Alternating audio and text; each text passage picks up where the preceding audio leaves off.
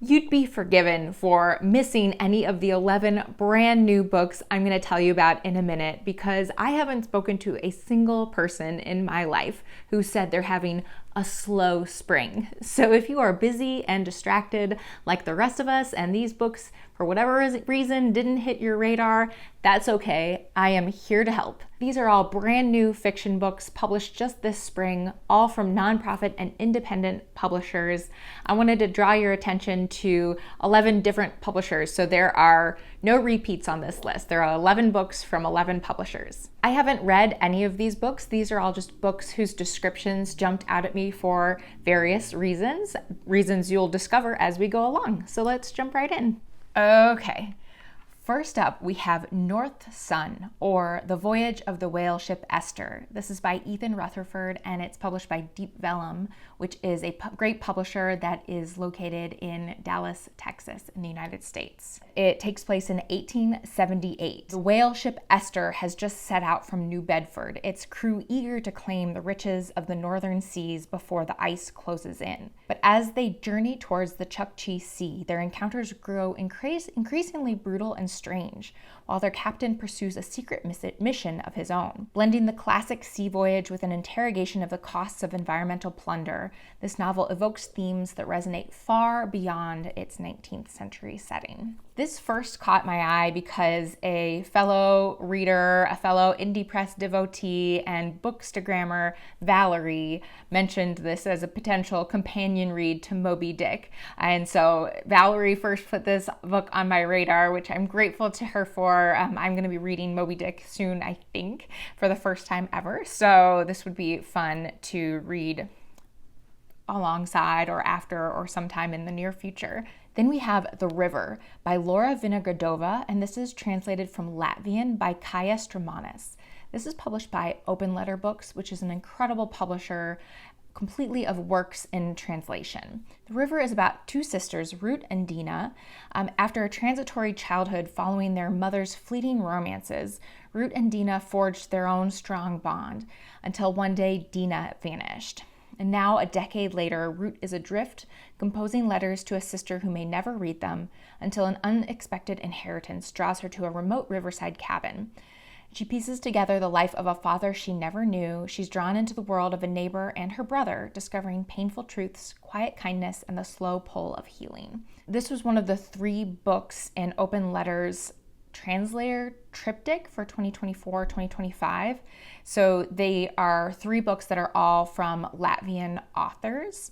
And so this is one of those books in that translator triptych. Open Letter is also the publisher of the winner of this year's Republic of Consciousness Prize for the US and Canada.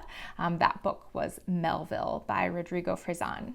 Just a quick note about the 2 previous publishers, Open Letter and Deep Vellum. So Deep Vellum recently acquired Open Letter. So Open Letter will now be an imprint of Deep Vellum. So they'll both be under the same umbrella, publisher of Deep Vellum. But just like imprints at much bigger publishers, Open Letter will still operate editorially on its own, but it will be able to take advantage of some of the resources Deep Vellum has, like in terms of distribution and things like that. So that's just something to note going forward, that Open Letter will be a part of Deep Vellum. Then we have Plum Bun by Jessie Redmond Fawcett. This is published by a brand new publisher called Quite Literally Books. It's based in the US. This is a bold novel originally written and published in 1929, written by an esteemed figure of the Harlem Renaissance. And the book follows Angela as she chooses to pass as white. So she's a Black woman and she chooses to pass as white. But as she gains certain freedoms socially and artistically, the cost of denying her heritage and her identity comes really sharply into focus in the novel. And so it becomes a powerful exploration of race, gender, and the sacrifices demanded by ambition and belonging. This is one of the first 3 books that this publisher has put out, and they are completely dedicated to discovering and reissuing out-of-print books that they believe should still be in print, mostly by American women authors. Then we have No Names by Greg Hewitt from Coffee House Press, which is a publisher based in Minneapolis in the United States. This is told from the perspective of two different characters, I think, including the former frontman for a 1970s punk rock band. And the other perspective is a lonely teen who decades later discovers this punk band's single successful album. And so it's described as an aching novel of music, memory, and queer longing. As a fan's obsession draws buried secrets into the open, the story unspools across time, tracing how youthful passion curdles into heartbreak and how art can offer both refuge and reckoning. One of the reasons this caught my eye, other than it's published from Coffee House Press, which is a publisher I love, but Hewitt is a poet, and this is his debut novel, and I just really love the idea of a poet's take on the 1970s punk rock scene. I just think that would be really interesting to see how it's actually written. So that caught my eye. Next up is Then by Scott Daughtridge DeMare from Kerpunkt Press, which is in the United States. This one is kind of the bizarre novel that is right up my alley. So this is about a disillusioned artist who devotes 5 years to creating a painting that is inspired by a rogue physicist's vision. So this whole painting is inspired by this kind of wacky physicist.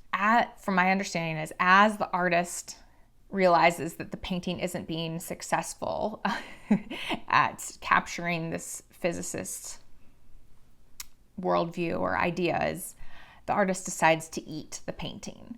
And because he's eating the painting, his body kind of starts to break down because he's ingesting, toxins. His mind starts to unravel as he kind of becomes one with the work, and it blurs the line between creation and consumption. It's described as a dark, visceral novella, and it's about obsession and transformation and the dissolving boundaries between art and self. This is obviously bold and experimental, but as I was reading it, for some odd reason, I could not stop thinking about the children's chapter book, How to Eat Fried Worms. Did anybody else read that? I don't know. It's not really the same subject, but just like the eating of something that you're not really supposed to be eating made me think of that book. It's a book I keep trying to get my son to read because I found it delightful as a kid, and he refuses. So anyway, moving on. Next up is The Passenger Seat by Vijay Karuna, and this is from Biblioasis, which is a Canadian publisher, another one of my favorites. This is about two teenage boys who set off on a road trip with no real plan. They just have some canned food, a rifle, and a growing sense that the world owes them something. And as the novel goes on, their bond twists into something dark, and they play these impulsive games that lead to an irreversible act of violence. And it's described as a tense, propulsive exploration of alienation and toxic masculinity. And one of the reasons this book caught my eye is because there has been lots of commentary recently and not so recently about the lack of books that tackle issues like masculinity, male friendships, and other issues that affect men. i.e., there is a lack of books about men, for men, by men. I wholeheartedly agree that, of course, there should be books that reflect the experiences of men and address issues that men deal with, but I disagree with the argument that there aren't books out there that do that, because I see them all the time being published by indie presses. And here's an example. Next up, we have two books from publishers in the UK. The first up is One Boat by Jonathan Buckley.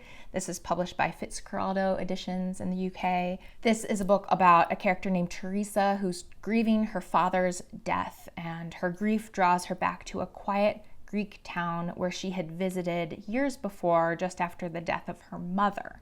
And as she revisits memories and people from her prior visit, her reflections swell into a philosophical meditation on identity, guilt, and the elusive self. It's described as spare, elegant, and deeply immersive. This is a novel that unfolds like a notebook of moments, disparate yet perfectly composed.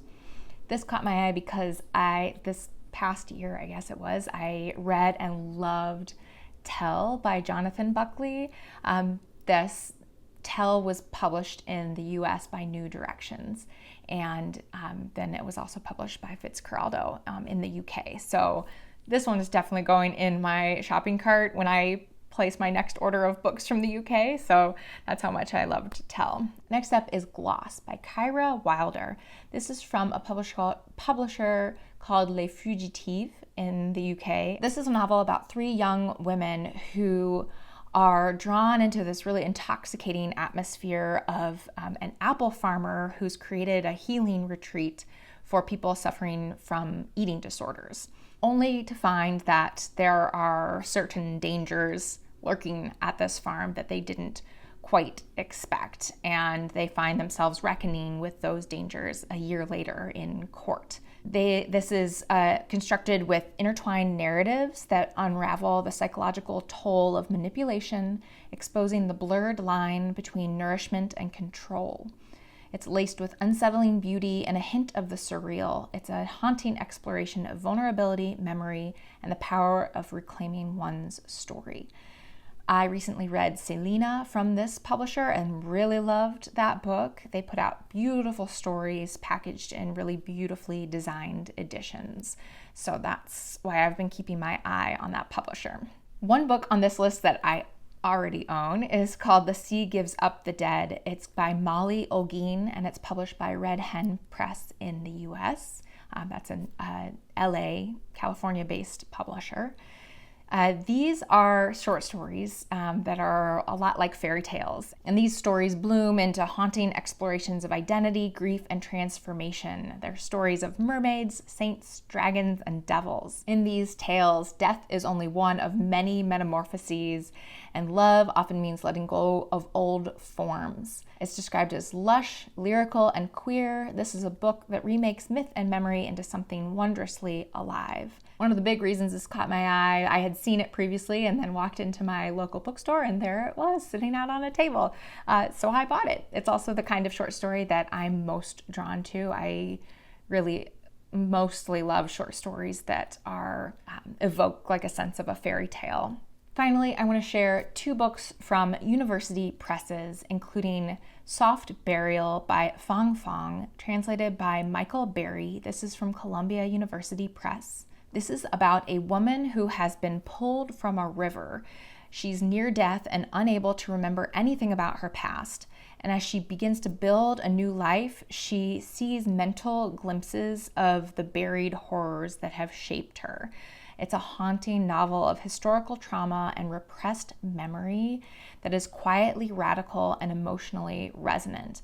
And I think I read somewhere that like soft burial would be burial without a coffin, where you're just buried in the ground without a coffin. So this is one of 2 novels by Fang Fang published recently by Columbia University Press. Fang Fang is a highly regarded Chinese author who's particularly known for taking on really tough social topics in her fiction. Soft Burial was originally published in 2016 in China to initial critical and popular acclaim, but it was eventually taken off bookshelves due to its challenge of the human costs of the land reform campaign in the late 1940s and early 1950s. And I believe there's an introduction from the translator in the book that kind of puts the book into context for, in particular, American readers, since this version is published in the US. And finally, we have Blue Futures Break Open by Zoe Gadabeku. This is published by West Virginia University Press in the United States. This is a novel that's described as haunting, poetic, and steeped in folklore, and it imagines an island beyond time where the souls of the formerly enslaved seek refuge and healing. It follows a divine seamstress named Lucille who struggles to protect the island from crumbling under the ongoing weight of Black suffering in the living world. So I believe that as the suffering of Black people around the world continues. The island physically, it's like a refuge for formerly enslaved people, physically begins to crumble. So through this, Lucille must confront her own longing and loss.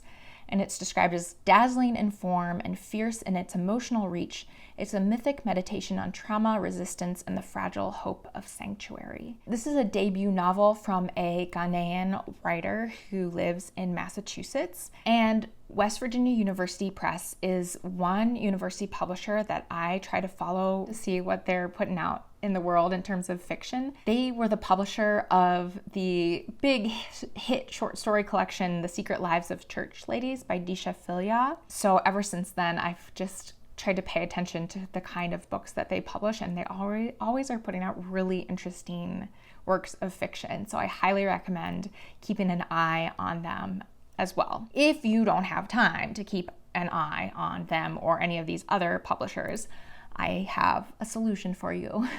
I have an email newsletter that I send out twice a month where I give a big long list of books that caught my eye that were published the previous month by independent presses, nonprofit presses, university presses. And you're just in time to catch the remaining books of spring. All of these books I just listed were published, I think all of them were published in March and April.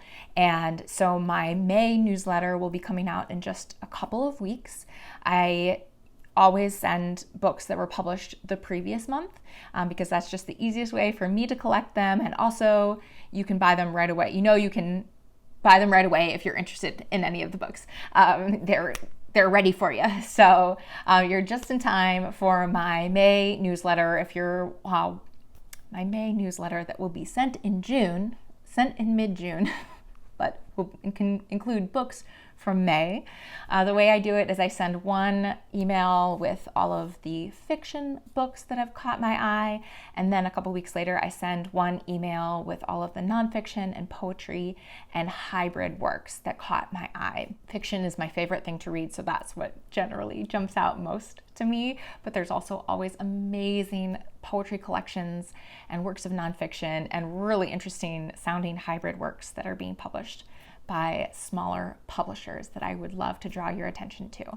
So if that sounds like something you're interested in, I will leave a link to my newsletter below. Thank you so very much for joining me today. My name is Sarah, and I'll talk to you next time. Bye.